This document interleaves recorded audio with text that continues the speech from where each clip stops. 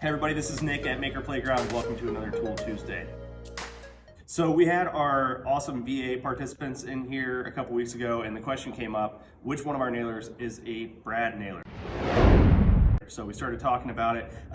The answer is that none of these nailers are a brad nailer. So it would be the most similar to this nailer. A brad nailer actually only uses brad nails, which are specifically a 18 gauge nail, and this is a 16 gauge nail. So with gauges, the smaller the number, the bigger the diameter. So as that gauge number goes up, you're actually getting smaller and smaller nails. So this 16 gauge finished nailer has a larger nail than a brad nailer. So let's go through the different nailers that we have. We've got a framing nailer. This is a 21 degree nailer. So don't get this number with the degree sign after it confused with the GA for gauge on our other nails. Framing nailers have this angle to them so you can get into tighter spots, get right up against them.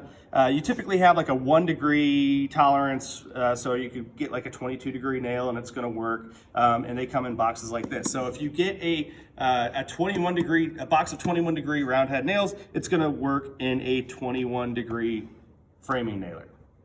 The 16 gauge nailer, you're always going to be looking for 16 gauge on your box. Your nailer is also going to tell you the length of nails that it'll tolerate, so that's the one thing you got to check.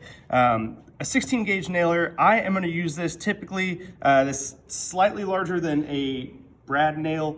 Typically when I'm using or putting in like trim, crown molding, baseboards, things like that. We also grab these nailers when we're putting together our drop-in kits. So if you've got like some one-dimensional, basically like or 1 inch, like a 3/4 inch board, you want to nail it to something else, a 16 gauge nailer is perfect for that. Our other nailer is not technically a cordless nailer. This is a pneumatic pin nailer. It uses a 23 gauge nail, which you'll see here are very tiny. They're called pins or micro pins, and they are just little thin things.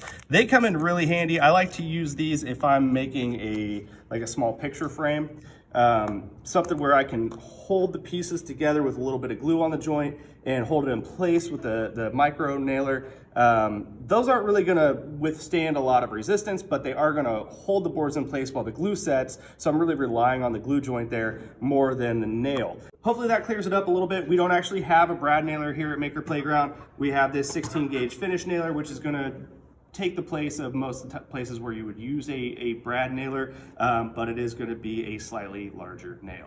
Also, check out our website for the power tools class that we have coming up. It's going to teach you the basics of all the general power tools that we have here, make you feel a little more comfortable with your cordless and corded tools. If you have any questions about the nailers that we have here or any of the tools that we have at Maker Playground, drop them in the comments.